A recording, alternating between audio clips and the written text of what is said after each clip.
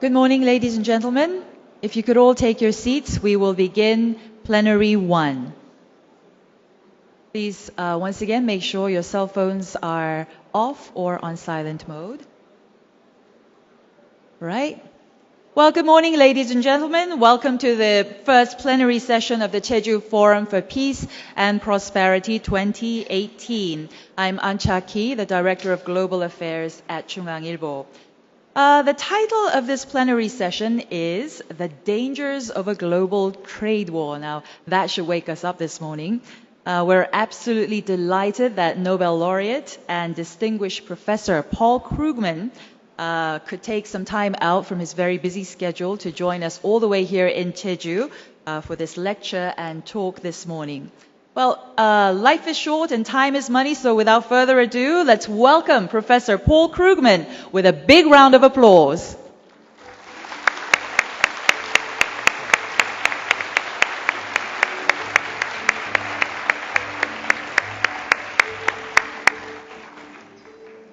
Well, good morning. Glad to be here. Thank you to the Jeju Forum for having me here. In these interesting times. So as I understand it, I will speak fairly briefly right now, and then we will have a discussion which will, we hope, tell a little bit more about, be a little more closely related to what people here want to talk about. We are in a quite remarkable situation right now. Until just a few years ago, it was common to think of the march towards a more closely integrated global economy as something that really couldn't be stopped, as almost a fact of nature. And while some of us, knowing our history, said that, look, there have been times of retreat in the global economy before, no one really expected any major turnaround right now. That is no longer the case. There is a real risk, I'd say a very serious risk of a trade war, something that would substantially reduce the amount of global trade, substantially reduce the extent to which we really have a global economy. And what I want to do just for a few minutes is talk about what that means. What do we mean by a trade war? How could it happen? And what would the effects of such a trade war be? And I have only a couple of slides here to show you, so it's not going to be an elaborate show, because I think you just need a few things to ground you as we talk about this. So let's just talk first about the history of trade policy. Obviously, I'm going to talk about Donald Trump. Don't worry, I will get there. But first, we need to talk about the history of trade policy to understand where Trump comes in. And it's helpful and I think appropriate to focus on the United States, both because the United States is the epicenter of the crisis we now have, and also because the global trade system that is at risk was basically a U.S. creation. The United States initiated the policies that brought us to this world we now have of relatively free trade. And by understanding how that happened, we understand what the risk is. So this is a very long history of U.S. tariffs, the U.S. tariff rate over a very long period of time. It's the red line is really the one that matters. It's the rate of tariff on goods that were subject to import duties at all. During the time when America had very high tariffs, we actually didn't import very much of the things that were subject to tariffs, so that the average rate was quite a lot lower, but never mind. The red line is the one you want to look at, the average tariff rate on dutiable imports. And what you can see from that is that for a long period of time, basically from the 1860s up until the 1930s, the U.S. typically had tariff rates, average tariff rates, of around 40%. It fluctuated a bit. I think I would be too technical to tell you why it fluctuated, but those were basically just episodes of deflation and inflation that caused some fluctuations. But basically, the U.S. had a tariff rate of typically around 40% for a long period of time, which is also what could happen again if we go to a trade war. That's if we try to make estimates, and I'll explain that in a moment. Then things changed, and there's a crucial moment in the history of trade, which is not before many people think of it, but where it says Trade Agreement Act in 1934. That's where the United States government, the U.S. Congress, passed a law that allowed the President of the United States to negotiate trade agreements with other countries, which would then be subject to an up or down vote. So that instead of Congress voting 300 different tariffs, the President of the United States would make a trade agreement, and that would then be subject to a vote. And it would enable him to make deals. It would allow the United States initially to make deals with one country at a time. The U.S. would go to Brazil and say, if you take our wheat at a lower tariff rate, we will take your coffee at a lower tariff rate. It allowed them to make deals that traded off concessions by one side for concessions by the other. And that was very, very important for the political economy of trade policy. As long as you are just setting tariffs on your own, then every special interest group wants a tariff, and the special interest groups are well organized. They know what's at stake. They're willing to spend money. The losers from a tariff tend to be dispersed. They tend to be the general public. They don't have a voice. They don't even necessarily even know that the policy exists. So we have still in the United States, we have a significant restrictions on imports of sugar, so that U.S. sugar prices are about twice the world level. Americans consume a lot of sugar, but most of it is is hidden. It's inside their ketchup. It's inside their other products. And I bet if you asked the average American, what do you think about our sugar tariff? The average American would say, what are you talking about? They don't know that it exists. But let me assure you, the sugar industry knows it exists. So if you do tariff making on a unilateral basis, it's very much a special interest politics. Plus, there's a little bit of countries throwing their weight around. America is a big country. It can affect prices of both its exports and its imports. To some extent, it can use its economic power to get better terms of trade, raise the price of its exports, reduce the price of its imports. But of course, if everybody else does the same thing, we don't get that benefit. We just get less trade. So in the 1930s, the United States began a process of negotiations on trade. And then in 1947, the General Agreement on Tariffs and Trade, an international agreement, was created that turned that process of trade negotiations into a global standard. It was no longer just something the United States did. It was something that an ever-growing number of countries did. And much later on, the GATT was subsumed into the World Trade Organization, which provided more effective enforcement, more effective resolution of disputes, but maintained that basic system.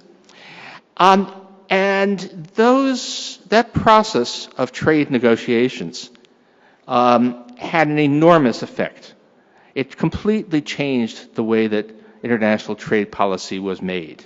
It made it possible to negotiate mutually beneficial deals. It led to a steep reduction in tariff rates, a long, long decline in tariff rates over the course of 70 years, which was achieved fundamentally through international negotiation. I know we're at a peace conference, we're at a peace center. We think about what are the examples of successful global negotiation. What are the examples where the world has set rules that succeed in binding countries and operating in their collective interest? There are not a lot of good examples, but trade policy is one of those sterling examples. It is a case where global agreements, global treaties, have been extraordinarily successful in getting countries to do things that are in their joint interest, instead of acting unilaterally, instead of acting in their self-interest. It's an amazing story. It's not a story that everybody won. There have been losers, and I'll talk about that in a little bit. But it is it's an extraordinary story, and it was by no means guaranteed. It doesn't have to work that way. For many, many decades before the GATT, the world was a place in which countries did not cooperate on trade, and without these institutions, without this agreement, the world could cease to be a place that cooperates on trade.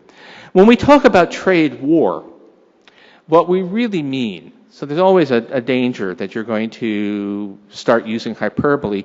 What we mean by trade war would be a breakdown of this process of negotiation. A trade war would be a situation in which every country starts making trade policy for itself, without taking into account the rules of the game, without saying, okay, we have made agreements, we're going to stick by those agreements. That has been avoided for a very long time, but it certainly could happen, and it would make a huge difference to the world if it did happen.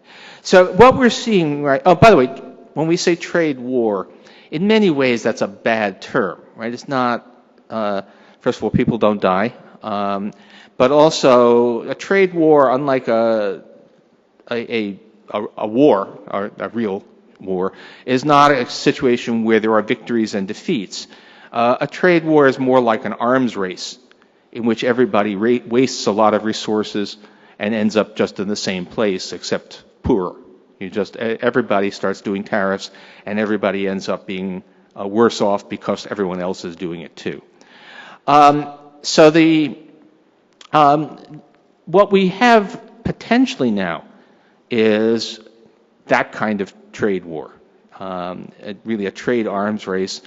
The reason it's become a possibility is that there is considerable political backlash against some of the changes in trade, but also crucially because now the single most important player, the United States, is led by people who don't believe in any of this, who don't appreciate what we achieved in that long period of reduction in tariffs, who don't appreciate the fragility of the system, don't realize how serious it would be if we start to just go ahead and do what we feel like doing. And you can see that in the not just in the actual actions that the United States has taken, but in the almost contemptuous justifications for those actions.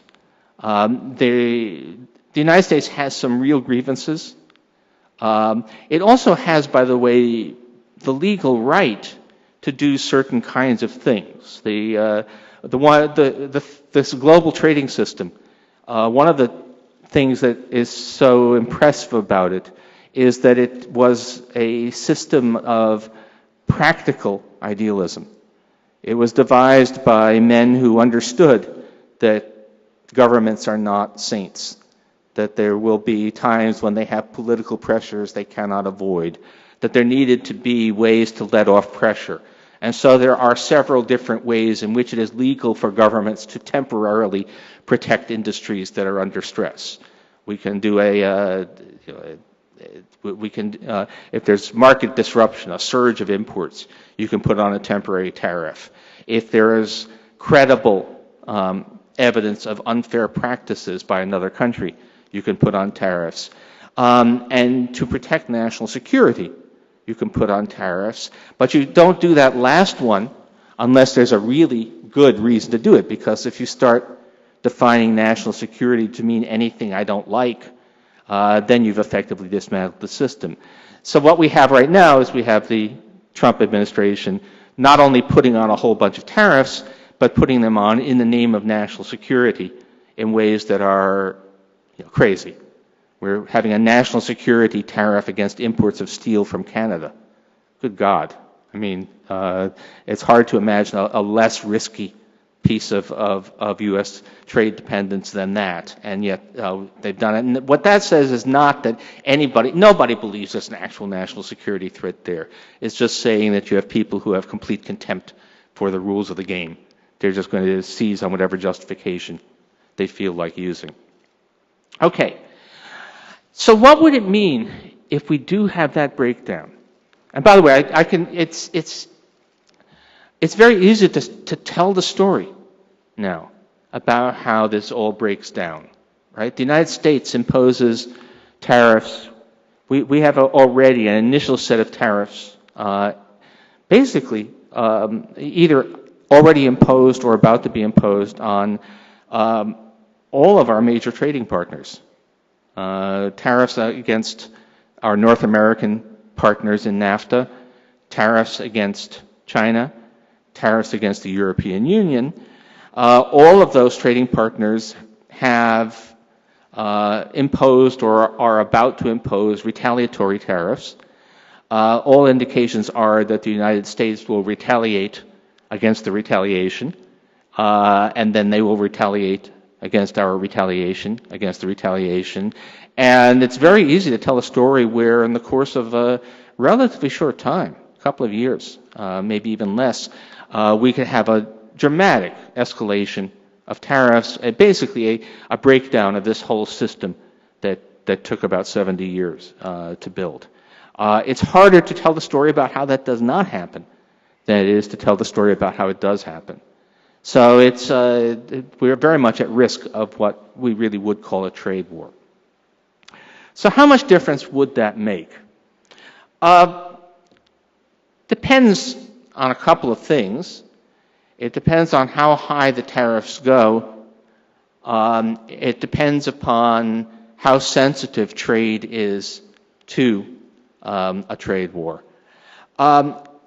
History suggests that tariffs might go to something like 40%. Some other ways of approaching the problem. We can ask what would happen if each country tried to maximize its income by raising the price of its exports and driving down the prices of its imports. That actually gives you about the same answer. It also says something like 40%. Typical, if I try to do some back of the envelope calculations, it suggests something like a 2/3 reduction in trade could happen. Let's give some history of trade.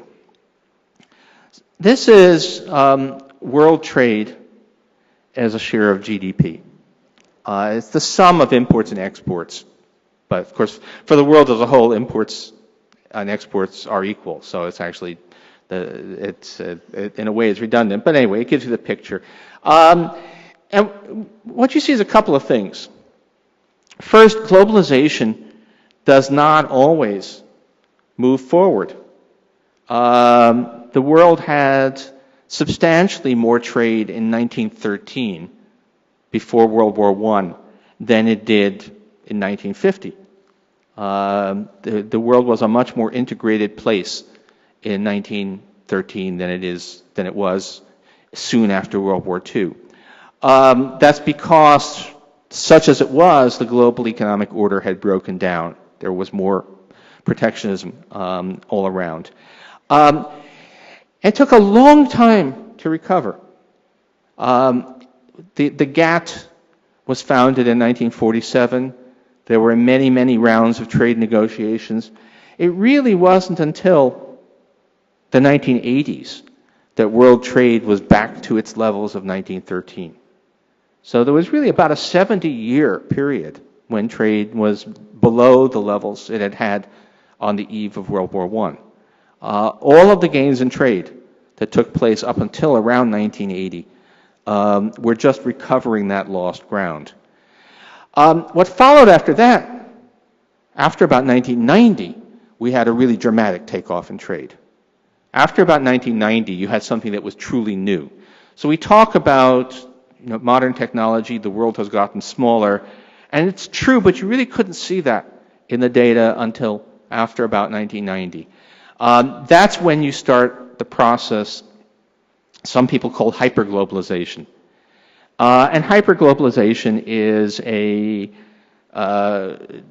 mostly involves complicated international value chains. It involves something, if we go back to 1913, trade was Britain sent manufactured goods to New Zealand, and New Zealand sent wool and lamb back to Britain.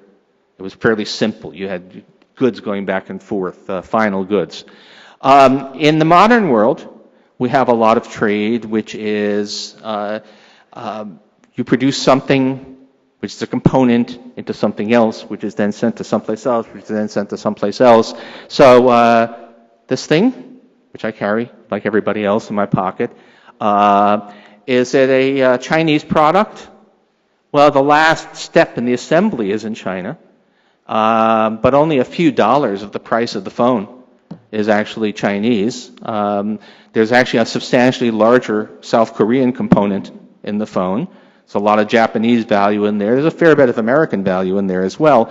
That's these complex value chains, all of which is made possible. Technology matters. It's very important to have containerization so that you can take things on and off ships and trains and trucks very cheaply. It's important to have modern information technology so that the barcode on the side of the container tells everybody what's in it. But it's also important to have very low tariffs.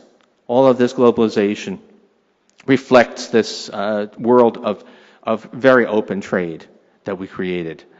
If it ceases to be very open trade, then it goes away.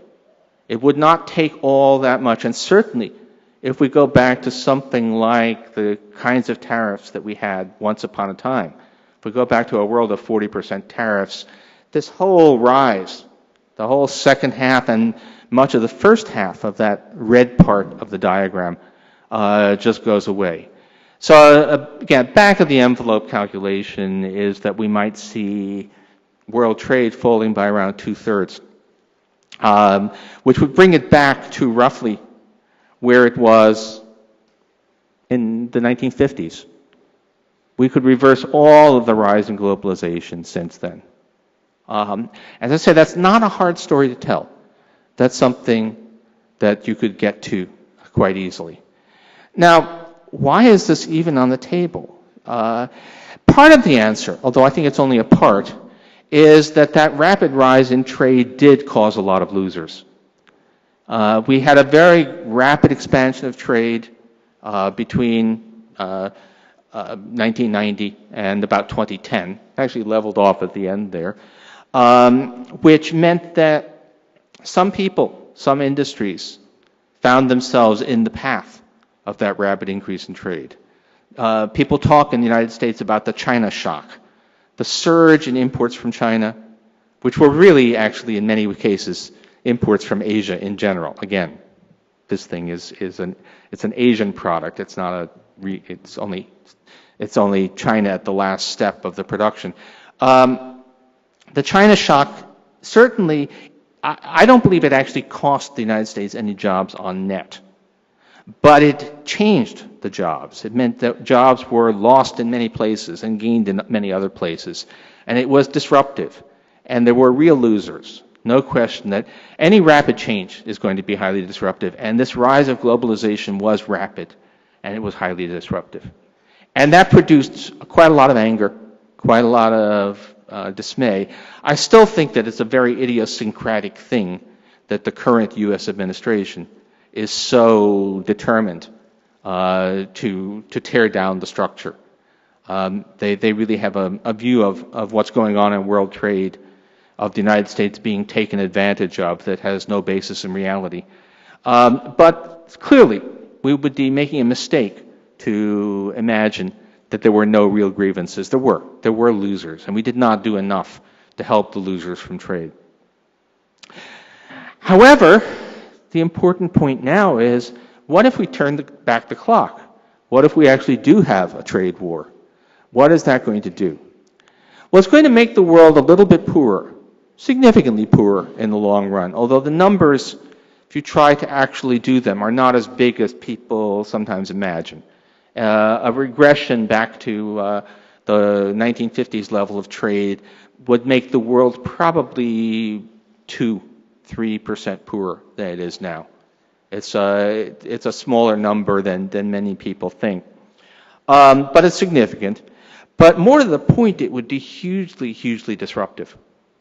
Because the whole structure we currently have of global production is based upon this open world economy. It's based upon the expectation that markets will remain open. This is true of the United States. It's true of everybody. All of our industries have made investments. Workers have chosen jobs, have chosen where to live, what skills to acquire, based upon a world of open markets. Undo those open markets, and suddenly a lot of people find themselves in the wrong place. A lot of capital finds itself in the wrong place. Famously now, Donald Trump said that trade wars are easy to win. He's already, even in the very first stages, finding out that that isn't true. Finding out that even though the United States runs a trade deficit, it has a lot of export-related jobs. Soybean farmers are already hurting pretty badly. Just yesterday, Harley-Davidson said it's moving production out of the United States because of European tariffs, which are being imposed in retaliation for Trump tariffs. That's just the very beginning of a storm. The United States has about 10 million workers who are employed producing exports. If we have a full-on trade war, 5, 6, 7 million of those workers are going to find that they need to find another job. It's not going to be. It's going to be a much more difficult transition than people, certainly than anybody in my government seems to appreciate. So it could be quite ugly. The trouble. I have changed my views on this. Until a few months ago, I thought that the prospect of all that disruption meant that things would not get too bad. I am not at all sure of that now. You would think that big business would say, don't do this. We have too much invested, and that it would have the ear of politicians. But it's not clear that pipeline exists. It's not clear that we have enough, it's a terrible thing. As people know, I'm a big liberal in the United States. It's a terrible thing for me to be counting on corporate interests to save the world from bad stuff. But I still was kind of expecting that. But at this point, it's not at all clear that there will be any effective stand taken. And the tempers are running high. They're actually running higher and higher. Relationships among the major economic powers have never been worse. And there's no sign of improvement. So the possibility of a tit-for-tat retaliation, a breakdown of this whole system of low tariffs is very, very real. This is going to be a very, very big deal. World trade, as we have known it for decades, may look completely different in 5 or 10 years. I keep on trying to tell an optimistic story where we avoid the worst. But so far, I haven't found a convincing version of that optimistic story. So I would say that the risks of trade war are large. The disruption will be large. It's going to be a very, very bumpy ride in the years ahead. Thank you. Thank you. Thank you, Professor Krugman.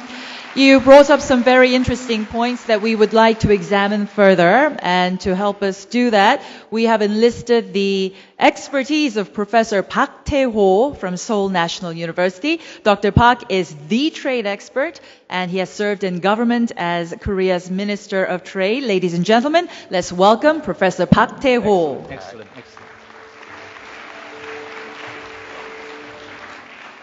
Well, good morning. I'm Tae-ho Park. I'll have some discussions with Professor Krugman on world trade environment issues. Because of the time constraint, I have to shorten my questions to you, and also, hopefully, we can invite one or two questions from the floor. You already mentioned about the risk of a trade war. I'm a little bit alarmed, after hearing your lecture. I was too pretty much optimistic that maybe these things so far are rhetoric, not real action will come out. But it sounds like, we have a high probability to have a so-called trade war. Huh? Yeah, as I said, I would have thought that there was just too much money at stake for this to go ahead and happen. But you can see that. Look at what just happened. So we just had Harley Davidson, the famous motorcycle manufacturer, kind of a symbol of America, basically saying, we depend on exports. If faced with the prospect of European tariffs, we're going to shift some more of our production. They already had some production abroad. We're going to shift more production abroad. Instead of taking this as a warning sign, the President of the United States went into a rage and started calling them cowards and saying that they're surrendering.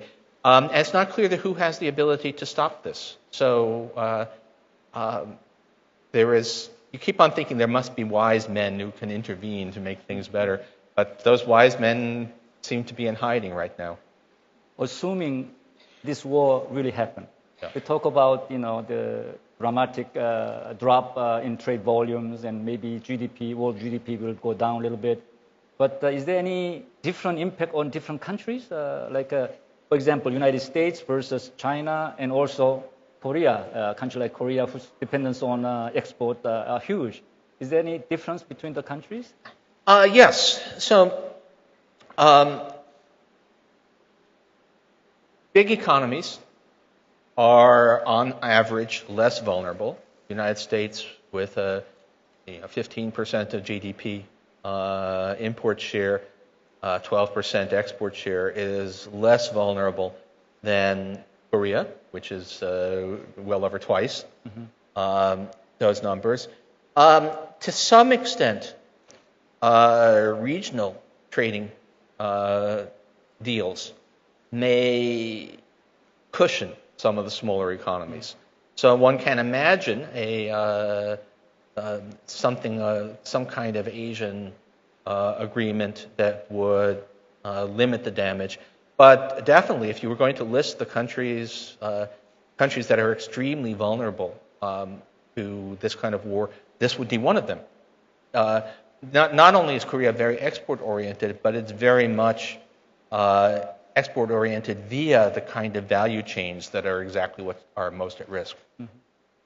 Well, you mentioned briefly about Trump trade policy, but ironically, President Trump charges against China on its intellectual property right protection, FDI policy of enforcing technology transfer, and huge government subsidies seem to be very valid.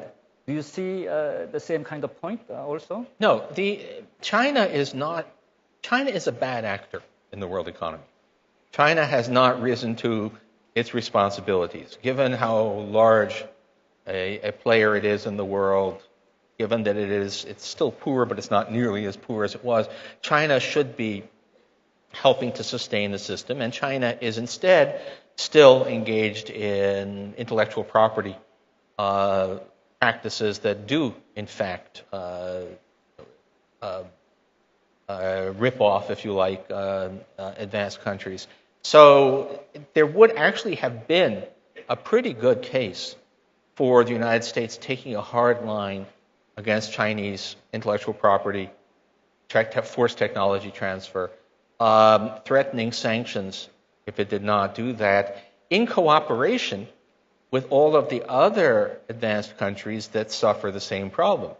So it would be very natural to have a coalition of the United States, the European Union, Japan, Korea, to force the Chinese to abide by the rules of the game on investment. Of course, what's happening instead is that the United States is picking fights with everybody at the same time. And it's not even clear what it wants from the Chinese. I mean, there is a valid case against Chinese intellectual property policies. There is not a valid case that says that the bilateral trade deficit with the United States is a sign of very bad policy. And the United States, literally, it depends on which official you talk to, on which day, to find out which of those is supposed to be the issue. Famously now, we had a U.S. mission to China in which the two top U.S. officials were actually yelling obscenities at each other in front of the Chinese. So the Chinese are saying that the United States is incoherent, which it is. So, yeah, there's, I can tell you an imaginary story about an imaginary U.S. president who would try to act upon U.S. genuine grievances against China. But that's not the president we have, and it's not the situation we have. You are suggesting regarding this China's unfair trade practices, we should go together and maybe challenge that through the WTO dispute settlement system? Well, in fact, the TPP would have been a good vehicle for this. Now, I was somewhat opposed to TPP, not strongly, but mostly because I thought that politically it was just not sustainable in the U.S. environment. But we could imagine coming back and having a sort of a coalition of China's trading partners to say to China, look, you benefit from this system, but you are abusing it, and we're prepared to do sanctions. But that would require that we maintain the rest of the system, that we have to play by the rules of the game ourselves if we're going to demand that others do play by those rules. But what about then TPP 11, TPP without the United States? Is moving forward. Yeah, and it's one of the dangers. I mean, one of the problems that the United States is going to have, it's not simply that other countries are going to have retaliatory tariffs against the United States. It is that other countries are going to be making deals with each other that will make them more attractive places to produce. So now the truth is, it does not. I mean, a TPP without the United States is a very weak. Is very, very weak. It lacks the most important player. It lacks the hegemon that you need to make the thing work. So, sure, if I were an Asian leader, I would be looking for ways to create regional deals that, among other things, do somewhat minimize the damage from the trade war. So, for example, experts in Japan and in Korea are strongly recommending that the TPP 11 should move along. Yes. And accept more members from Asia. And in that way, we may ask United States to come back to TPP or give some pressure to China. Both, yes. I mean, think of it, if you ask which are the economies that are well-suited, nobody's well-suited, but which are the economies that are probably least vulnerable in a trade war, it would be the United States and the European Union. The United States is a country. The European Union is not, but it's a trade area. And at least the one thing that France and Italy don't need to worry about is they don't need to worry about a tariff war with Germany. And to the extent that Asia can replicate some of that, it can protect itself partially. It's still going to be really bad, but it's certainly there is some chance of it's what you want to do. If we really are having a breakdown of the multilateral system, then regional agreements become the way to go. One last question before I open the floor. What kind of roles the so-called middle power countries like Korea to play in future global trade governance? Do you have any suggestions or recommendations? Well, I've never been very good at understanding how these things work. I mean, but I think, look, we have to say that the G7 meeting was a disaster. And maybe something like a G20, which will be include a wider set of countries, might help a little bit. It would at least somewhat dilute the extent to which U.S. Contests with China and Canada. I still find myself amazed to think of us having being in conflict with Canada. But anyway, where a larger group could help. I mean, it definitely, if we can get the middle-sized, middle-income countries into the system, we're going to need them because it turns out that the wealthy, advanced countries, and mine in particular, are no longer reliable partners. Okay, now I want to open the floor. We only have 6 minutes. Anybody who wants to raise a question, be brief and identify yourself. Okay, gentlemen. Okay, next. You. John Nelson Wright, University of Cambridge. Professor Krugman, if the problem is President Trump and his economic advisors, is retaliation going to have any impact, do you think, on President Trump's base? And how will that, do you think, affect the dynamic politically in the United States? Can you collect one more question and then sure. Answer? Okay, the gentleman, you raised the hand. You want to? Anybody? Here. Okay, Professor An. With these 2 questions, he will answer, and then maybe we can have another question. Professor Krugman, the high tariff or trade war will make everybody will get the worse off in the even medium term or long term. If this is so, maybe American public may not support him in the forthcoming midterm election. Trump is very sensitive about the general voters' response. Do you think any possibility for President Trump may back off a little bit or may revise his trade policy after election? Thank you. Question. Yes. Maybe okay, those are actually very much the same question. Yeah. I mean, the short answer in both cases is I don't know. It's been very hard to figure this out. My read on the U.S. political situation is that that economic issues actually play less of a role than many people want to think. It's become a running joke in the United States. People said, "Oh, well, Trump voters were voting on the basis of economic anxiety," and then every time you come up with some extremely racist statements from Trump supporters, people make a joke. "Oh, yeah, there's some of that economic anxiety."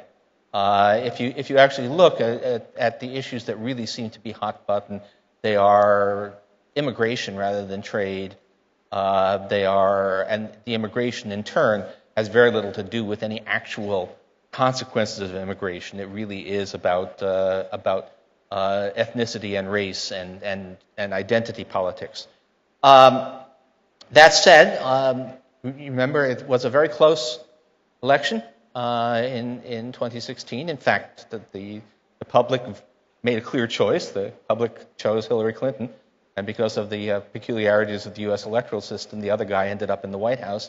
At the moment, if we can believe the polls, the midterm elections are actually quite close. Again, the public clearly favors the Democrats, but there's a structural advantage because of the U.S. political system, which means that they have to win by a sufficiently large margin to actually take control. So that, and this could make the difference. Now, there are some reports already that some workers are upset by what they see of the initial effects of trade war. Others are saying, "Oh, it's somebody else is doing it. It's not President Trump's fault," and nobody I think really knows. But it could be enough to make the difference. Now, about Trump backing off, it's very unclear that he's listening. That he may just see any political backlash as a sign that people are out to get him, and so far almost every policy that has produced a backlash, he has simply doubled down on it. So the belief that we're going to get him to change his position very much is not clear, Congress could constrain him, but it's tricky. U.S. trade law gives the president an enormous amount of discretionary power, which was always based on the assumption that it would never be used capriciously. And so it would take extraordinary legislative action for Trump to be forced to change this trade policy. Okay, we have 1 minute left. Any urgent? Yes, the lady. Please be brief. He has to leave on time.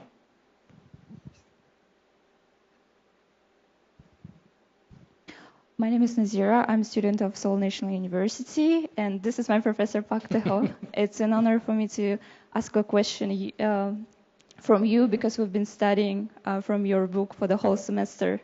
And my question is about the Trump shock, which is a reallocation shock. And could you please comment then if it's really leading to recession, and then maybe not, because it's really depending on how long it will last and how people will think about that, and how smoothly it can, the resources could be relocated from the hurted sector to help sectors, for example. And could you say why there is no pressure to from Republic, as you mentioned about the Congress, why there is no pressure from the Republicans in the Congress to limit the space for the Trump? I think I better answer. I think we make a mistake if we assume that the shock is going to be a recession. The China shock occurred largely during a period of overall economic expansion. The U.S. economy was growing reasonably fast from 2000 to 2007. It was the displacement. There were jobs gained even as jobs were lost. So it was felt as a recession in many places, but not in aggregate. And that's the same story here. I think we make a mistake if we think that it's going to be a simple business cycle problem. I'm sure that Democrats would like to see it cause a recession, but I don't think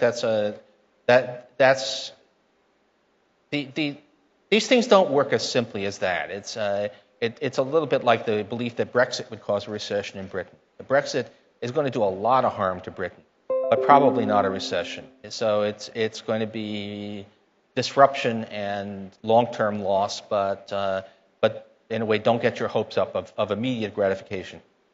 Well, thank you very much. This will end the session with Professor Krugman. Okay. Please join me thanking Professor Krugman. Thank you. Thank you, Professor Krugman and Professor Park.